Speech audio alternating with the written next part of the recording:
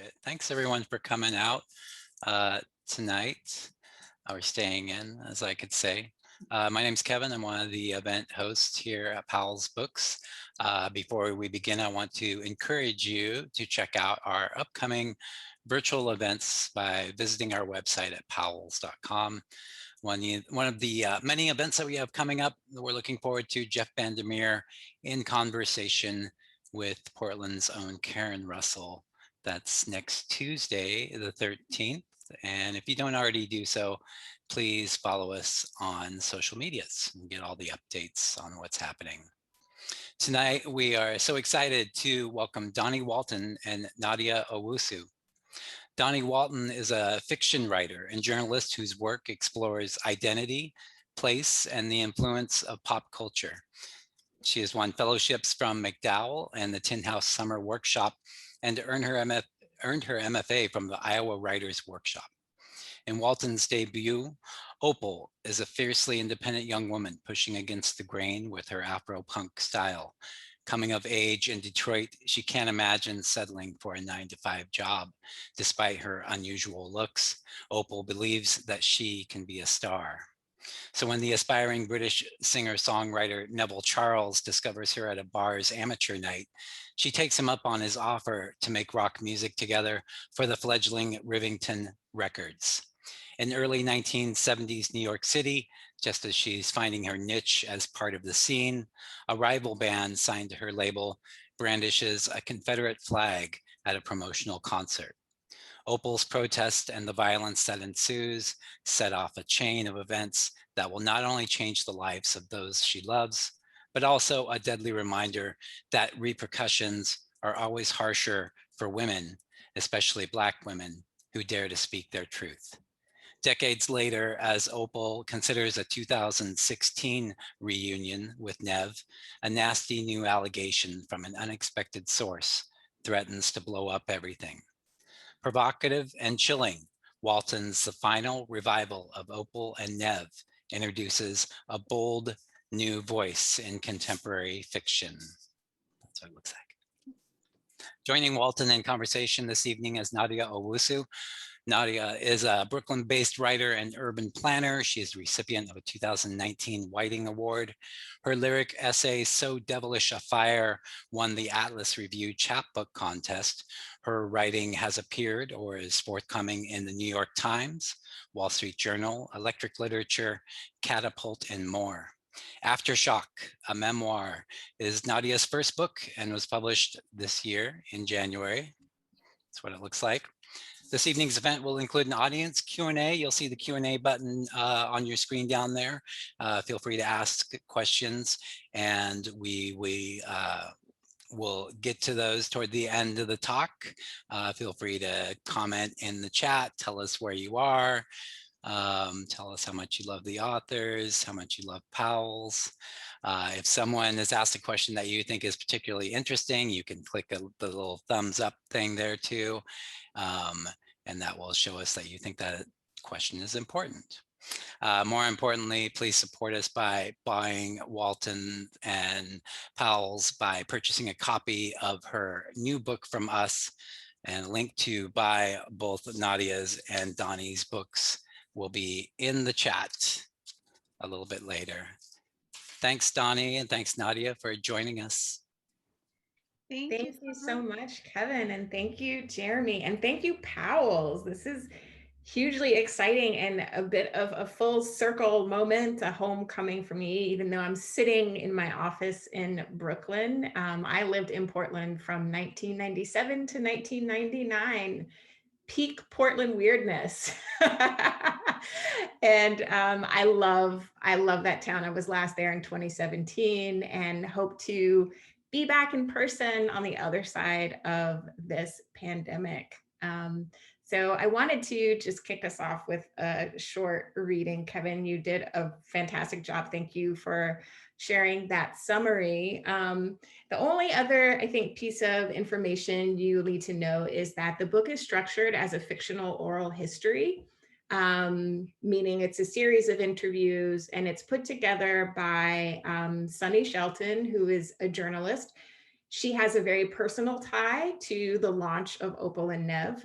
Before she was born, her father, who was Opal and Nev's drummer, was killed during a riot at the Rivington Showcase concert in 1971.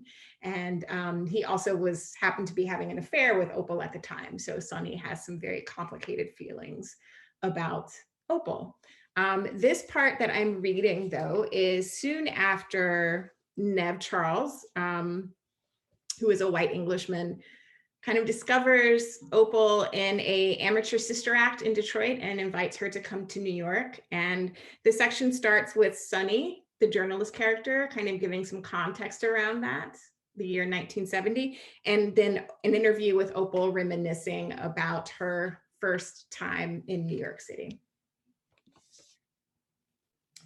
Opal Robinson arrived in New York City via bus in July 1970.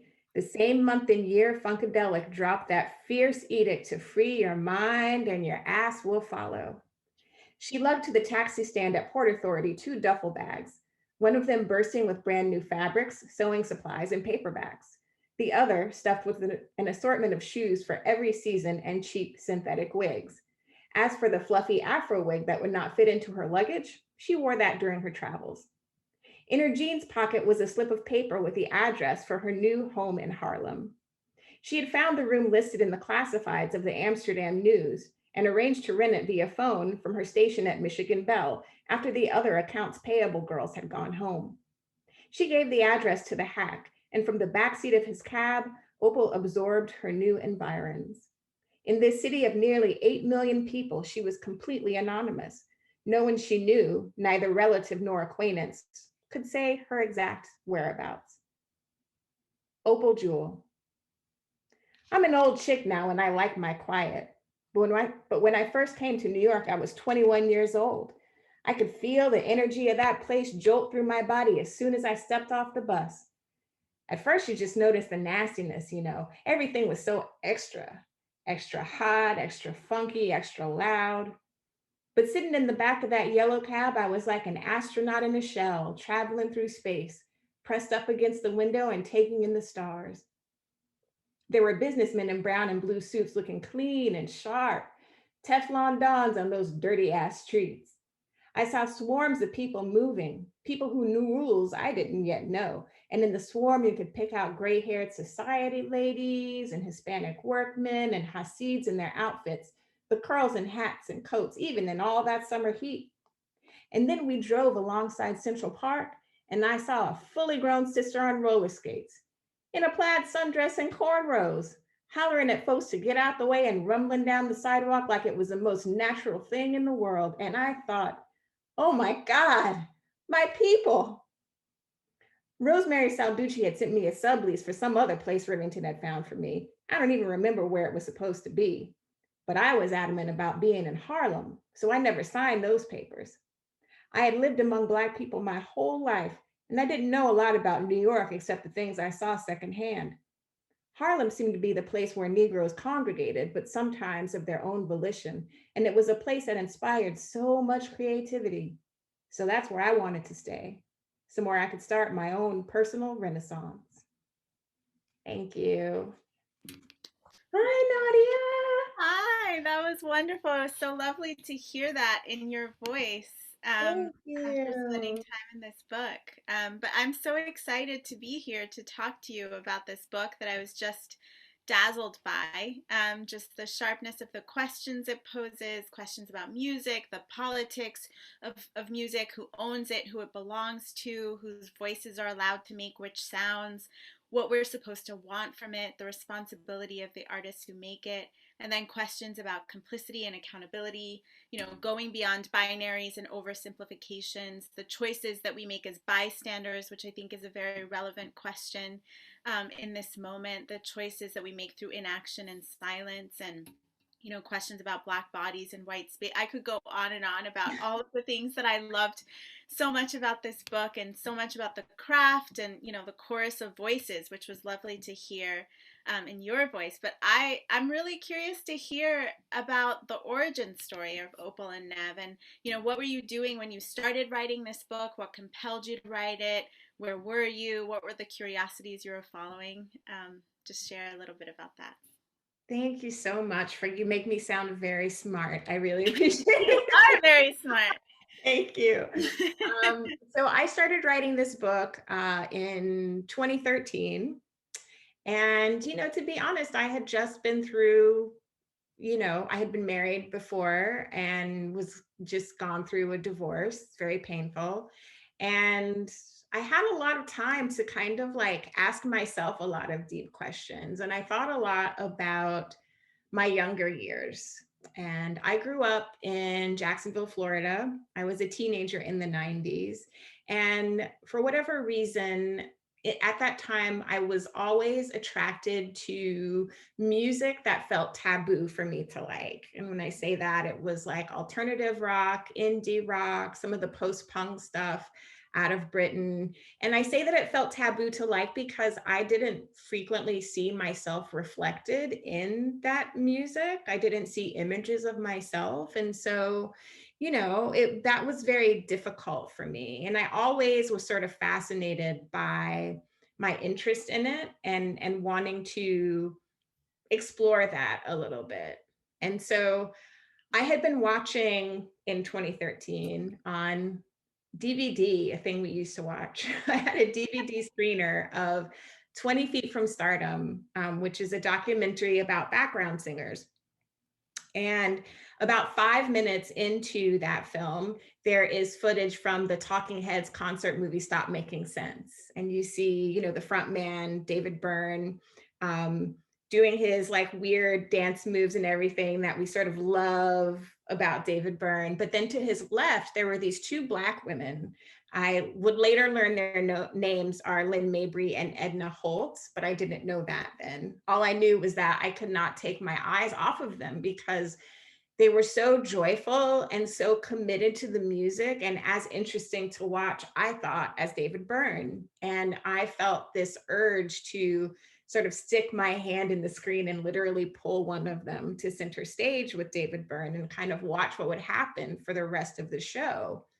And I think, again, it was born out of my desire as a young person to like see someone who isn't marginalized, like not erased, but like front and center, making this weird music that I loved. And like, I imagined having her poster in my bedroom and like feeling that all the pieces of my identity could coexist in that way, that I didn't learn how to make those pieces coexist until I went to college, to an HBCU, honestly.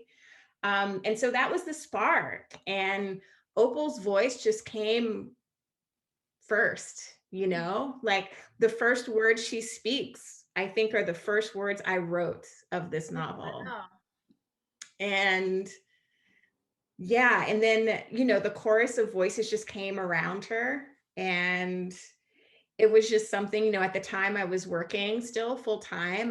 I was working at Essence and had a very big and amazing job that kept me very busy, but I was so compelled by this idea that I was waking up at 5 a.m. to write and, staying up late. I mean, you know how it is working full time at a day job and like fitting in the writing as you can. Yeah, that's such an amazing story, that this curiosity that really animated, or this longing that really animated your childhood in some ways, and wanting to kind of to move, those backup dancers and singers to the center and what that would look like, and making that happen through your imagination. But I'd like to hear a little bit more about, you started to talk about the structure and this chorus of voices. And the book also takes on the form of an oral history. So it's collected, by this music journalist who has personal stakes, as well as professional ones. And how did you come to this structure? How did you get from hearing Opal's voice to, that being the structure and plot that's going to kind of bring her to life? Yeah. The format was one that always felt very natural to me as a journalist. And I had worked for 6 years for Entertainment Weekly in the early aughts. And oral history was a form that they often used to tell kind of the behind the scenes story of like movies or TV shows or albums that are big and huge and iconic that everybody knows and loves. And what I always loved about it is how the voices wove together and how memories would contradict. And so it was always kind of a little bit like the reader was a participant as well, and kind of reading between the lines and finding the truth. Um, and so it was a form that, you know, ironically, even though it seems like it's very structured, and it is, um, it gave me incredible freedom to just go crazy within that structure and to just have all these different personalities popping and letting them be pretty raw and unfiltered. And so, you know, I wrote about 2/3 of a draft that was just straight oral history. There was no Sunny character at all when I took what I had written to Iowa to my MFA program. And in my very first workshop, my classmates, you know, they really liked it. They thought it was cool. They thought it was different and fun and exciting. But all of them said, you know, we're really curious about who they're talking to. You know, who are they sharing these memories with? Um, and I thought that was really interesting and a cool way to kind of make the story a bit richer, a bit deeper.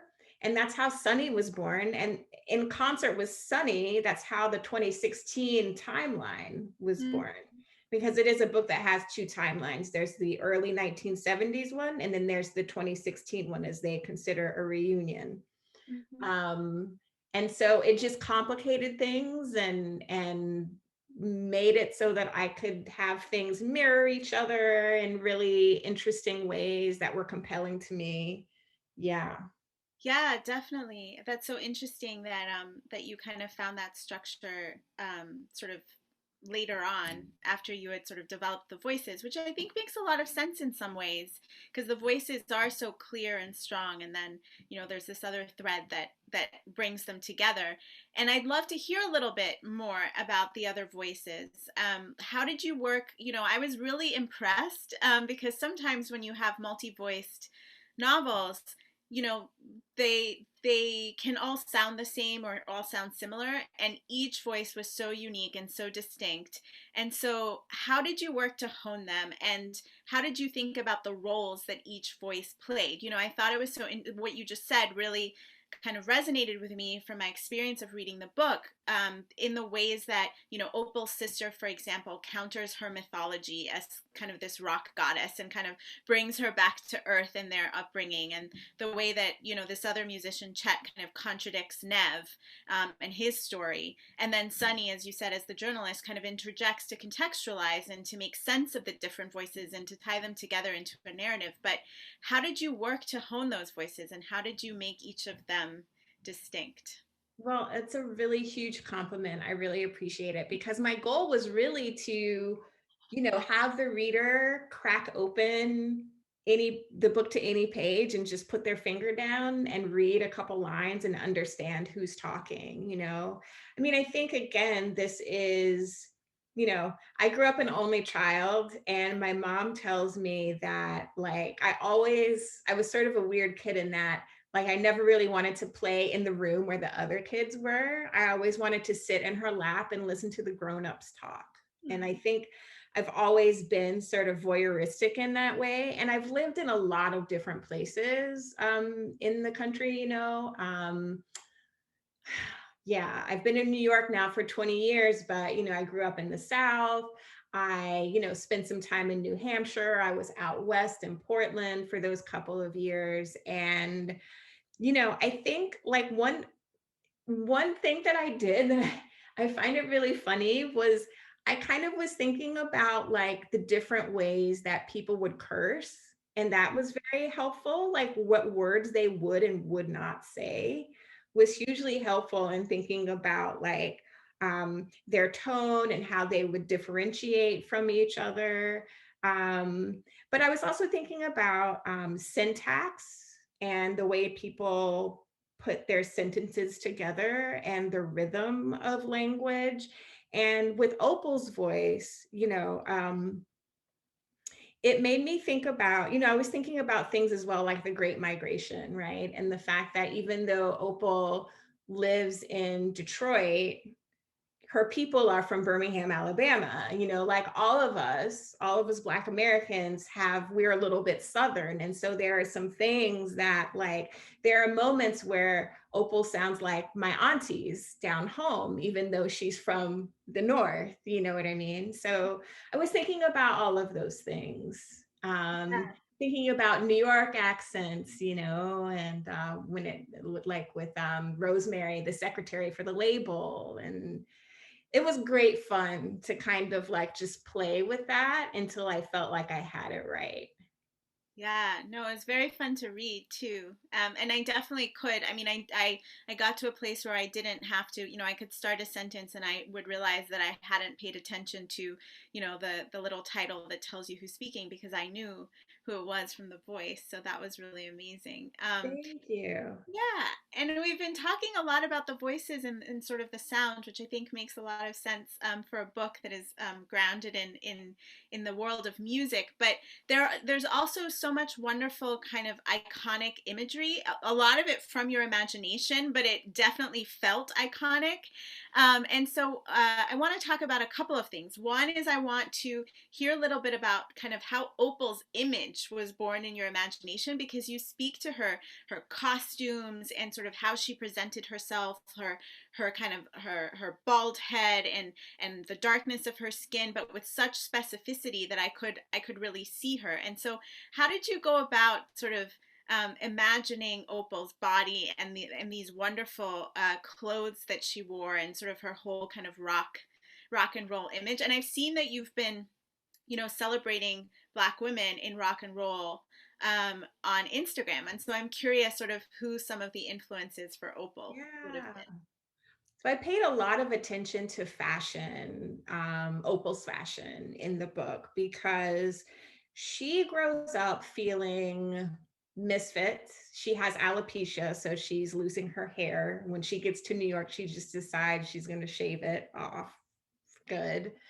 And she's very dark skinned, and she gets teased a lot.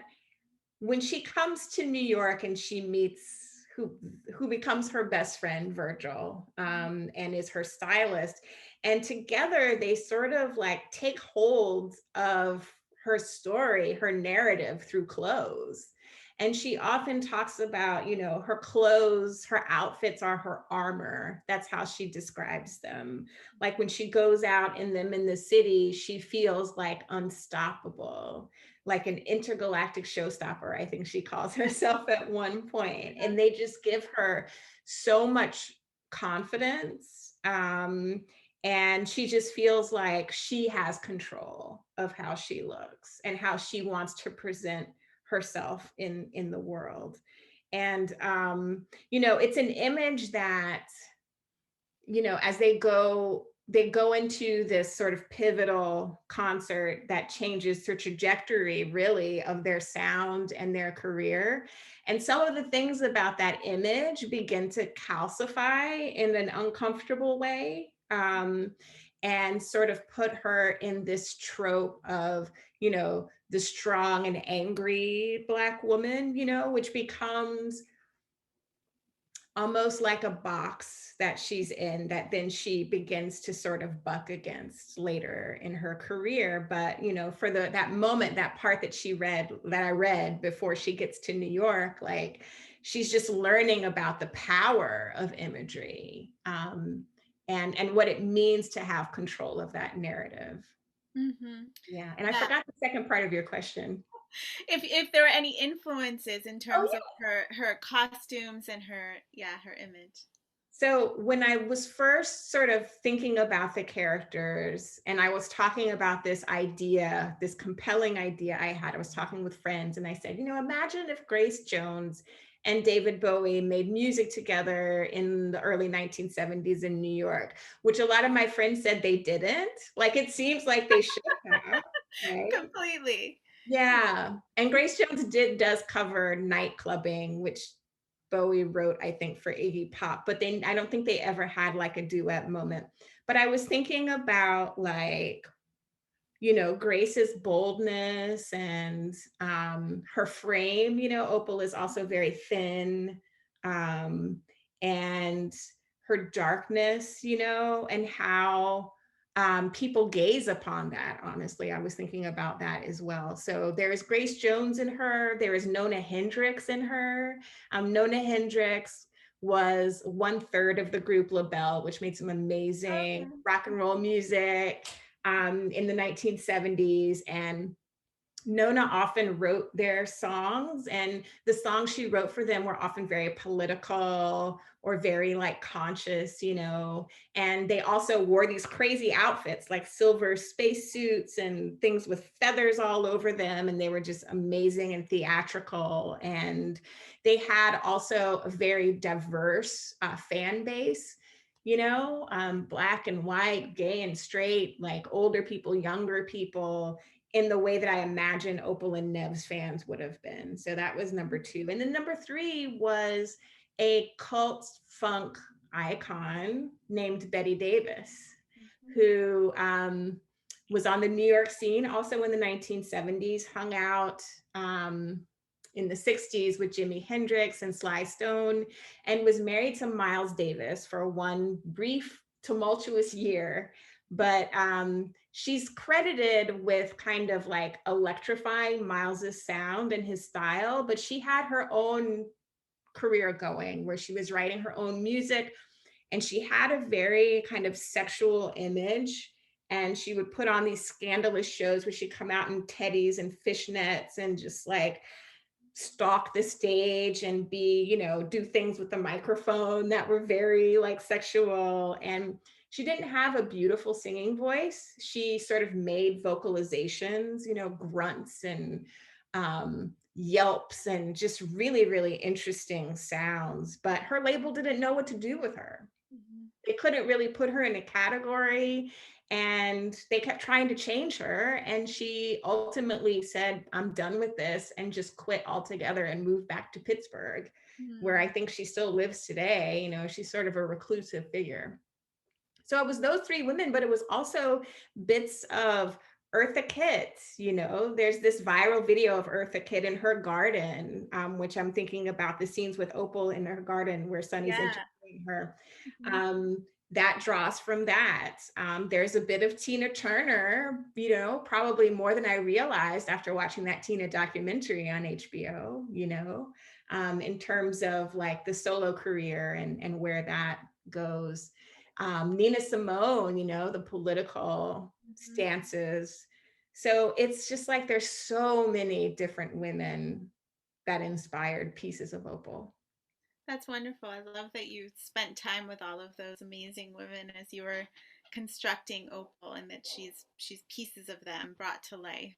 Yeah, and I have to say, I learned so much about figures that I didn't know about, you know, and so it's not as if they didn't exist. You know, I thought when I was a kid that there weren't any, but they were. They just were marginalized or erased. Yeah. Yeah. And you know, you were talking a little bit before about the ways in which Opal eventually comes to kind of push against this image that, you know, was so empowering in so many ways for her to start, and then sort of began to trap her, and she escapes it in many interesting ways, including through her time in Paris, which I won't give too much away, but there is at the center of the book, there's this iconic photograph that is sort of like at the heart of this story, and it's Nev carrying Opal out of a showcase, you know, where something went wrong, and you know it sort of plays on all of the stereotypes, and it's iconic at the same time. It's powerful, but it's also problematic, and I could see it, you know, I could see that image. And so I'm wondering sort of how that image came to you, and a little bit about its role. And, you know, and then maybe if you engaged with photography as you wrote, which it sounds like you're engaging a lot with sort of music and videos, but if you engaged with photography, kind of how that kind of inspired you. I'm so glad you asked that, because I get to talk about one of my favorite jobs I've ever had in my life. And that was, I worked at life.com, which was the rebirth of the photography magazine. And so I spent 3 years really gazing into those archives, and like we would literally call in the boxes from the warehouse in New Jersey, and you go through, there would be slides, and there would be, some of the prints, and there would be photographers' notes, and it was like piecing together the stories behind the images.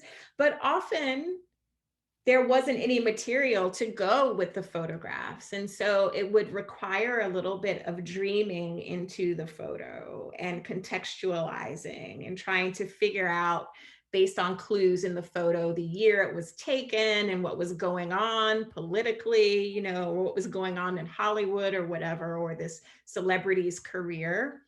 And there were a couple times where I got to interview the subject of a photo. And it was always interesting how, for me and for you, the photo kind of looms larger than life, and we sort of tell our own stories. We make up our own stories around what the photos are, but they're often very different for the subjects. They often don't have a lot to say about them, or it's just like they can't remember, and I found that disparity between like how the viewer reacts and what the subject remembers to be, or how the subject experiences that moment, to be really fascinating. And so I always knew that I wanted a photo that I wanted to sort of put it on a level of like the Kent State photo that felt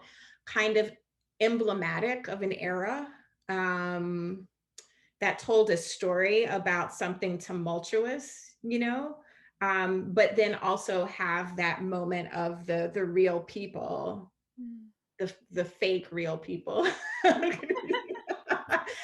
like having their own story about it. And so that's kind of, what I was playing with there. But I love photography. I absolutely love it. And I love writing about photography, because I would often, in my job, I would have to write these essays around different photos. And it taught me to kind of be observant in a different way. Mm-hmm. Yeah. Mm-hmm. Yeah. So in terms of, you just said something about, the pretend people, but there are also real people. One of the amazing things about this book is that you kind of create this illusion that, Opal and Nev existed across this span of history from the, 1970s, bringing them into up to 2016, because they're in conversation with real people, and you also kind of contextualize their lives with real history, including music history, and sort of who their peers would have been, who they might have been sort of in competition, in conversation with, and then also what's happening in the world around them, and sort of the meaning of their partnership and their bodies across time. And so I'm wondering sort of how you worked with history, and and then maybe a little bit just for fun, like, how did you think about the celebrity appearances, that these celebrities that have walk-on parts in this book? Yeah, I definitely was thinking about history a lot, and I was thinking about, I knew that I wanted their heyday to be in the early 1970s, because musically there's so much going on, and especially in rock and roll, there's so many things either having a heyday in the early 1970s or just on the brink of starting. So punk hadn't yet been born, but there were sort of rumblings of punk. You still had like music out of Laurel Canyon, like the folky vibe. You had Southern rock developing, and I get into that with, my Southern rock band in the book is called the Bond Brothers, and they're based on, frankly, Leonard Skinner, who's from my hometown. Okay. And so you have all these wildly different styles going on, and I kind of wanted to put them all together in a room and just kind of think about what that would mean Mm-hmm. to these different artists. and what it would mean to the audience watching and what it would represent. Like all those things were really interesting. And then, I was thinking, I was looking at, as a fiction writer, we look for opportunities, interesting little things. And like, I knew that I wanted to have Opal in Paris because in 1973, because I wanted her to be witness to the Battle of Versailles, which is this amazing fashion show that was sort of a battle between a team of American designers and a team of French designers. And everyone assumed, because the French were sort of leading fashion at the time, that the French would just roll over the Americans. But in fact, the Americans won with like this battalion of amazing Black models who were the stars of this show. And it was sort of a revolutionary moment. And so it was both, like it was looking for different opportunities with the history. And then the celebrity piece was my attempt at some satire in some ways. I was thinking about who I thought would have something to say, either something valuable or something a little cringeworthy about Opal's image and how they interpreted Opal's image. So I have Sunny, the Sunny character on the current timeline, including, either transcripts from, I think there's Quentin Tarantino and Janelle Monáe, who's talking about how Opal influenced her and things like that. And then I also have some intersection with some celebrities in the 1970s. So I love Jane Fonda. Like, she's amazing. She is amazing. So amazing. I loved that appearance.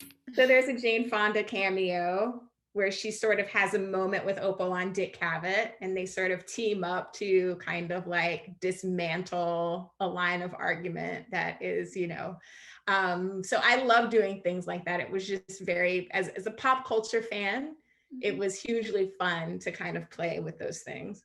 It was so fun to read too, and talking about the Battle of Versailles, there are so many moments where I was like, okay, did this really? So I would go and Google and see, like, did this happen? Did that happen? And it wasn't always clear, where the lines were between what was fact and fiction, which was amazing because it just created this illusion again that that these people really existed, and of course that they were in these conversations and in these places, and I love that that. was really wonderful. I love that. I'm gonna ask one more question, and then maybe I'll open it up to audience questions. But it's really, I think we have to talk about the relationship between Opal and Nev, which is so complex, and they're sort of they're put together, as is often the case in music, musical partnerships sometimes, and their relationship is very much of our time and also timeless in that, Nev is white and Opal is Black, and there's a lot of meaning kind of ascribed to the fact of their bodies and the fact of their bodies together on a stage. Nev is a man and Opal is a woman, and we see their relationship evolve over decades with some expected outcomes that you've kind of touched on already in terms of kind of who thrives and whose light is dimmed. And their story is also really specific and very much the story of the music industry, but of these two characters and these two people. And so I was curious, we often talk about institutional racism as though institutions and industries are not made up of individual people making choices in relationship with each other. And yet in their relationship, it shows up in such intimate ways. And so how did you think about bringing that reality to light through your characters? And, how did you think about who Opal and Nev were to each other and how their feelings about each other were impacted by larger forces in the world?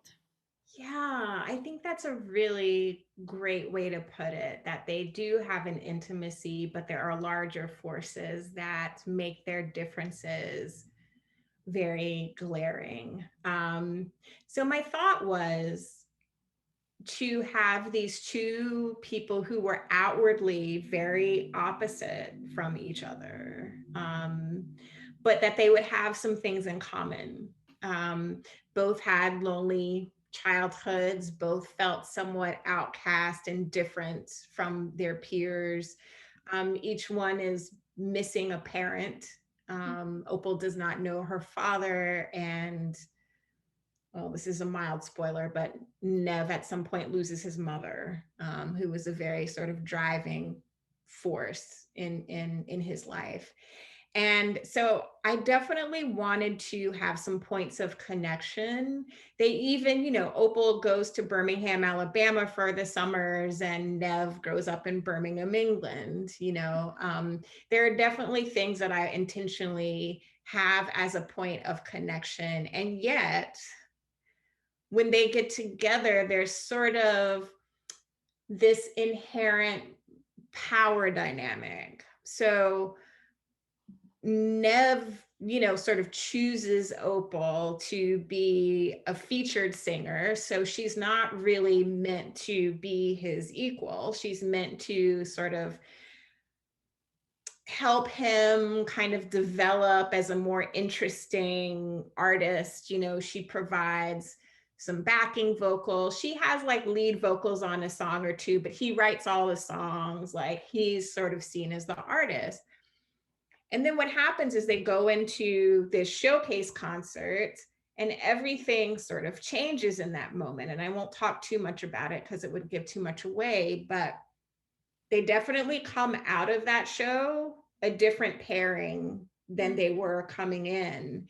And Nev does not like that. She's too spicy. She was brought on to spice it up, but then she's too spicy. Then she's too spicy.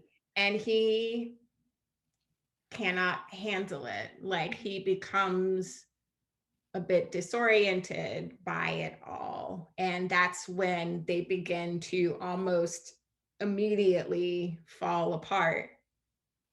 Yeah.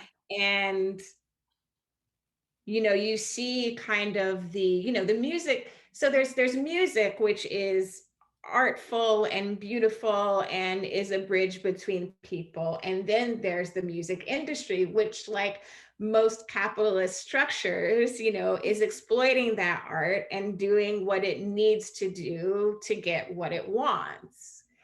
And I think, we sort of see that playing out as they kind of go on their solo ways. I think they're both hugely ambitious people, but the ambition manifests in different ways. Mm-hmm. And one has a boundary to that ambition and the other one doesn't. Mm-hmm. Yeah.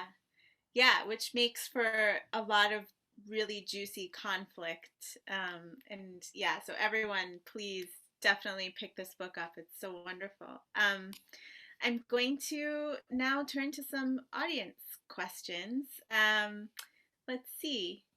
Okay, so someone is asking, Dawnie, you have such great taste in music. Will your next novel have musicians too, or maybe photographers? Oh, I think I can't help it. Like, I think it always finds its way in. Like, every piece of fiction I've ever written has some music in it, some reference, because to me, that's part of the atmosphere. That's part of the setting and the mood that's being set. It's just like so much in my brain. Yeah. So definitely music, maybe photography. Yeah, I'd definitely be open to that. Amazing. Someone else would like to, well, first they say, I'd love a doggy bag of all of Dawnie's references from this event. The details of the time in the book were so evocative. For instance, the connection to Birmingham added so much. I'm not sure if it's Birmingham, England, or Birmingham, which both are in the book, but both add a lot. And so how did you research the era? They're interested to hear more about your research. Yeah, I was already a huge oral history fan, so I had read a couple of those. One of my favorites being Live from New York, which is in a really thick oral history about Saturday Night Live, and that is really good and juicy, and covers a long span of time. I read Debbie Harry's memoir. I got photo books from Max's Kansas City, you know, which is a legendary New York venue where many different people mingled and were discovered, and where I sort of place Opal in some scenes. I looked at photography, you know, of fashion from the time, of celebrities hanging out together. I listen to music, although I can't listen to music while I'm writing, it's too distracting. And I watched a lot of documentaries actually about the 1970s. Um, yeah, all of those things. It was a multimedia experience. Oh, my favorite thing was watching old late night interviews on YouTube, like watching the Cavett show and watching an era where celebrities had edges and thorns and they weren't so packaged or media trained. um, to watch, you know, John Lennon and Yoko Ono chain smoking on, you know, the set of a late night show, and was just amazing, and kind of helped me think about the way in which Opal might have stepped into her political nature. Yeah, those were like, the research was really fun and sometimes distracting. Yeah, it sounds amazing. And also, like, you could have gone down so many rabbit holes. I'm sure you did. Looking at the old Billboard charts, which you can find online for like different weeks of the year, was especially fun. Nice. We have another question.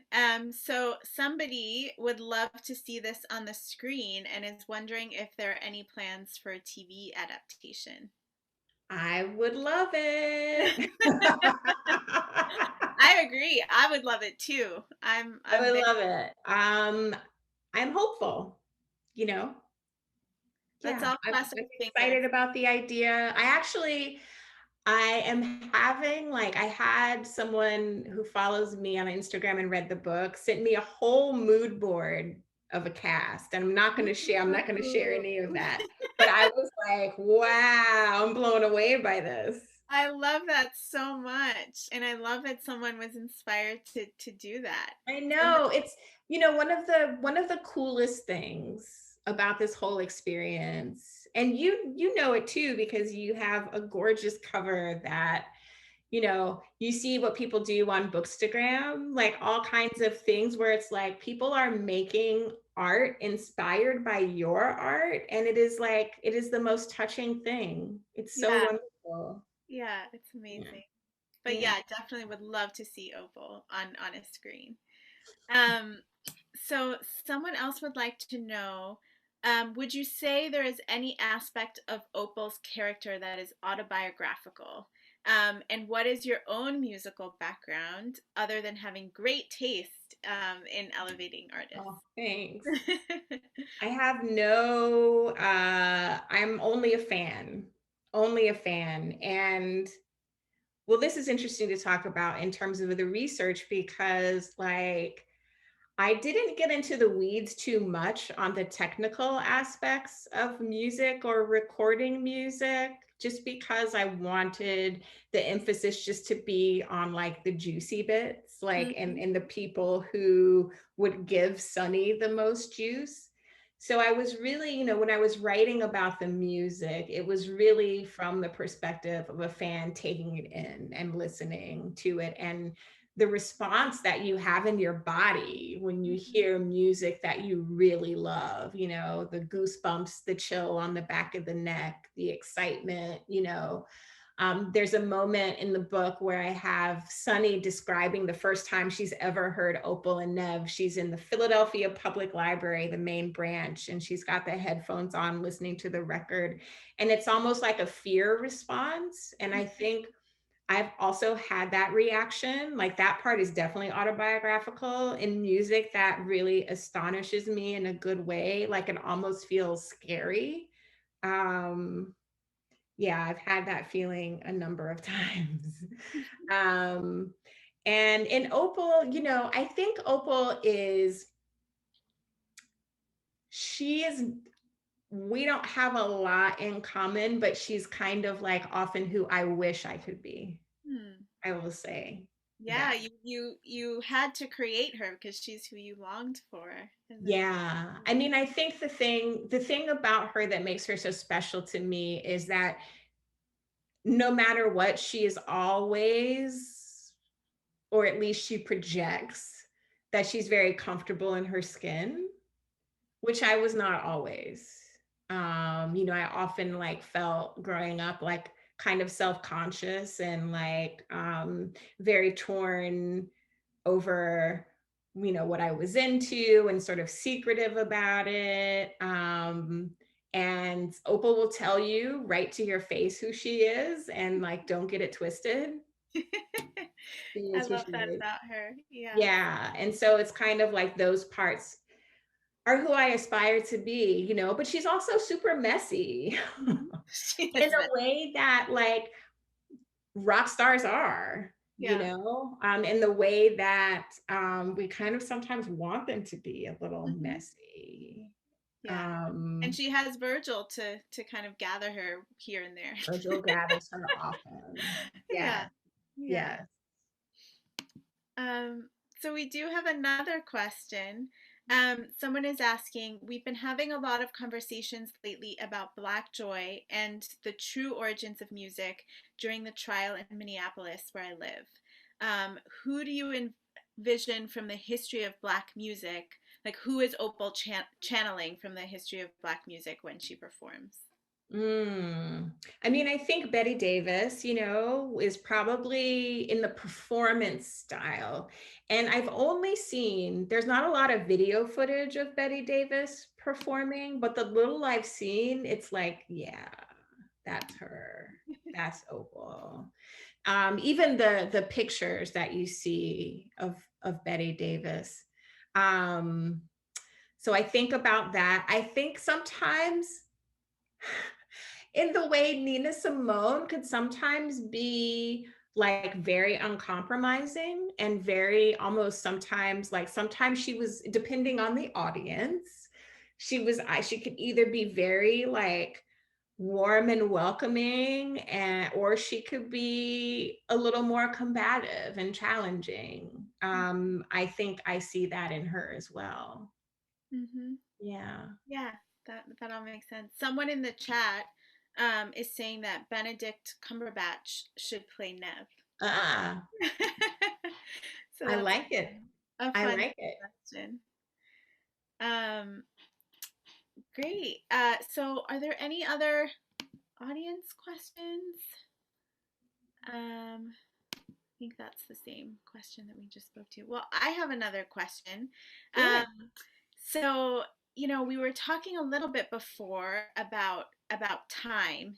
And, the book moves, as you said, there are two kind of strands, one in the early 1970s and then another in 2016 and with the election of Trump. And I'm really interested in how writers think about time and how you work to kind of manipulate it and move within it. And so, how did you decide on those two spans of time? And then, what were some challenges in sort of writing kind of an epic story in some ways and taking these characters through the arc of history? Yeah. Um, so the 2016 timeline didn't really come into existence until 2016.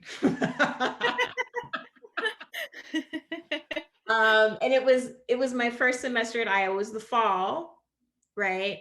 And um, I had, once I knew that I was going to do it, I was writing pretty furiously. So I was writing like the Chet stuff, the Chet essay. My anxiety was like on 11 already before the election because I was terrified um of what was going to happen, and I kept telling myself no, no, no, no, it's not, it wouldn't, no, no.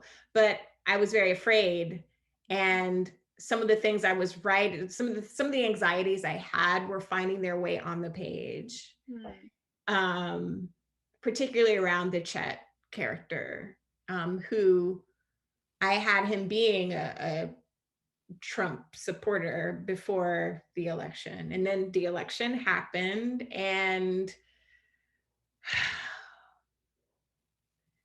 it was both difficult and sort of like, well, yeah. Here we go. Here's the cycle, you know, this is like, here we go. We're back at this moment of history, you know? And so yeah, I don't even know, you know, I already had some of Chet written, and I don't think that I really changed that much. Like, I just maybe leaned into it a little bit more, and, you know, where the ending lands was attached to all of that, you know, after the fact. But yeah, you know, but it's like January 6th, 2021, you know, and watching the Confederate flag march through the Capitol. And it's just like, there's flashpoints, yes, but the story has been the same. The fear and anxiety has been the same for us. Yeah, and I think that you know, that is a question that Black writers get asked a lot. Like, and I think in this moment, you know, we're often asked, okay, how is it to write, you know, about the Black experience in this moment, as though all of the moments that preceded this moment were not echoes of each other in some way. So that makes a lot of It's just sense. more attention on it. Yeah, that you didn't have to change the character that much. It makes perfect sense. Yeah. Yeah. Yeah. Yeah. Well, thanks for that. I guess maybe one last question to sort of close us out. But what's next? Are you thinking about another project? Are you reading or researching? Where are you in your creative processes? So I am kind of like, I'm just at the beginning of thinking about something new. And for me, it always comes out of character. So I'm thinking right now about different characters. And I don't have a story yet, really. But I like playing with a large cast. So, you know, thinking about who would be part of this story and the interesting ways they might intersect. And that's all I got, you know. But other than that, I'm just kind of enjoying this moment with this book. I mean, you know what it's like, you know, debut books, like they're so special, you know, it'll never be a moment like this again. So it's just been exhilarating, even in pandemic, you know. I wish I could be seeing you in person. But the whole thing has been just amazing, and I've been so grateful, and really appreciating the journey here. That's wonderful. And congratulations. This is such a stunning book again. And everyone, you really have to read this book. Definitely order it from Powell's. And thank you for having me, Dawnie, as your conversation partner. It's so good to see you. Nadia, this was a joy, and everybody read Aftershocks, which is one of the most beautiful books I've read all year. You have to read it. Nadia and I were in conversation earlier this year. The tables were turned, and I got to ask her all kinds of questions about her incredible book. So, yes. Thank you so much. Thanks to both of you so much. Nadia, thanks so much for being a part of this event. It's so fun to listen to both of you talk about music and history and everything. And it's great to see the chat and see people enjoying the talk. So once again, we urge you to go out and click and buy the book, or visit your local bookstore if they're open and grab the book, order it from powells.com. And thanks again, everyone, for being here. Nadia, Dawnie, thank you so much for being here. And everyone have a great night. Thank you so much. Congratulations, Dawnie. Bye. Thanks, Nadia. Bye.